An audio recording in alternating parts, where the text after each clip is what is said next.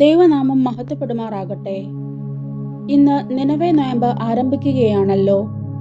പേര് സൂചിപ്പിക്കുന്നത് പോലെ തന്നെ ഇത് യോനാ പ്രവാചകന്റെ ജീവിതവുമായി ബന്ധപ്പെട്ട നോയമ്പാണ്.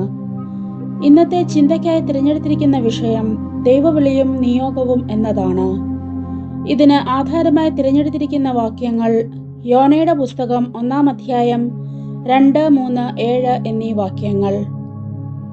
അതിൽ 2-ാം വാക്യവും 3-ാം വാക്യവും നാം ഇപ്രകാരം വായിക്കുന്നു: നീ പുറപ്പെട്ട് മഹാനഗരമായ നിനവേയിലേക്ക് ചെന്ന് അതിന് വിരോധമായി പ്രസംഗിക്കുക. അവരുടെ ദുഷ്ടത എന്റെ സന്നിധിയിൽ എത്തിയിരിക്കുന്നു. എന്നാൽ യോന യഹോവയുടെ സന്നിധിയിൽ നിന്ന് തർശീശിലേക്ക് ഓടിപ്പോകേണ്ടതിന് പുറപ്പെട്ട് യാഫോവിലേക്ക് ചെന്നു. തർശീശിലേക്ക് പോകുന്ന ഒരു കപ്പൽ കണ്ട് കൂലി കൊടുത്ത് യഹോവയുടെ സന്നിധിയിൽ നിന്ന് അവരോടുകൂടെ തർശീശിലേക്ക് പോയി കളയുവാൻ അതിൽ കയറി. 7-ാം വാക്യം: അനന്തരം അവർ, വരുവീൻ, ആരുടെ നിമിത്തം ഈ അനർത്ഥം നമ്മുടെ മേൽ വന്നിരിക്കുന്നു എന്നറിയേണ്ടതിന് നാം ചീട്ടിടുക എന്ന് തമ്മിൽ പറഞ്ഞു. അങ്ങനെ അവർ ചീട്ടിട്ടു. ചീട്ട് യോനയ്ക്ക് വീണു. ഇവിടെ ദൈവം യോനയോട് സംസാരിക്കുന്നു. നിനവേയിലെ ജനത്തിന്റെ ദുഷ്ടത തന്റെ സന്നിധിയിൽ എത്തിയിരിക്കുന്നു എന്നും അതിനാൽ നീ പുറപ്പെട്ടു ചെന്ന് അവരുടെ കുറവുകൾ തിരിച്ചറിയുവാനും മാനസാന്തരത്തിനുമായി അവരോട് പ്രസംഗിക്കുക എന്ന് ദൈവം യോനയോട് അരുളി ചെയ്തു. ഒന്നാമതായി നാം ചിന്തിക്കുന്നത് ദൈവവിളിയും നിയോഗവും എന്നതാണ്. യോനയെ ദൈവം പ്രവാചക ദൗത്യത്തിനായി വിളിക്കുകയും നിയോഗിക്കുകയും ചെയ്യുന്നു.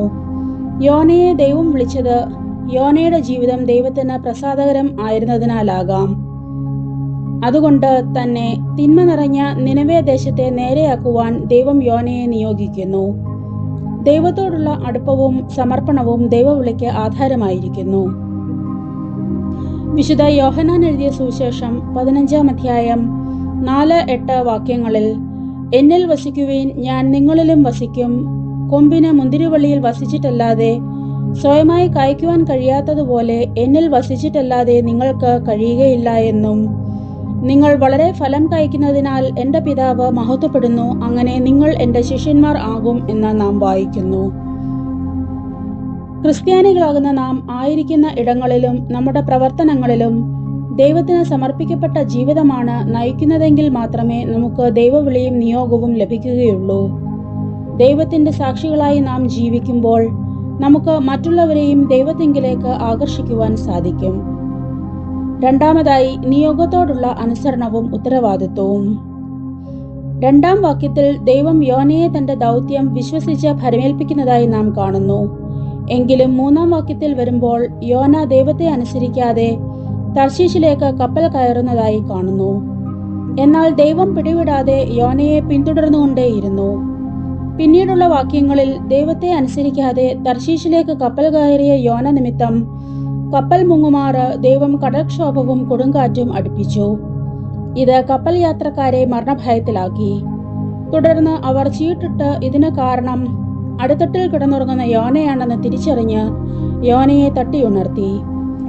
കടൽക്ഷോഭത്തിന് കാരണം ദൈവത്തോടുള്ള തന്റെ അനുസരണക്കേടാണ് എന്ന് യോന സമ്മതിക്കുകയും യോനയുടെ അഭിപ്രായപ്രകാരം തന്നെ അവനെ സമുദ്രത്തിലിടുകയും കടൽ ശാന്തമാവുകയും ചെയ്തു. ദൈവം ദൗത്യമേൽപ്പിച്ചാൽ അത് വിശ്വസ്തയോടെ പൂർത്തീകരിക്കുക എന്നത് നമ്മുടെ കടമയാണ്. നമ്മുടെ വിശ്വാസവും സമർപ്പണവും സാക്ഷ്യ ജീവിതത്തോടൊപ്പം അന്ത്യം വരെ സൂക്ഷിക്കേണ്ടുന്ന ഒന്നാണ്. ഇല്ലെങ്കിൽ യോനയെ പോലെ നാമും ദൈവത്തിന്റെ ശിക്ഷാവിധിയിൽ അകപ്പെടും.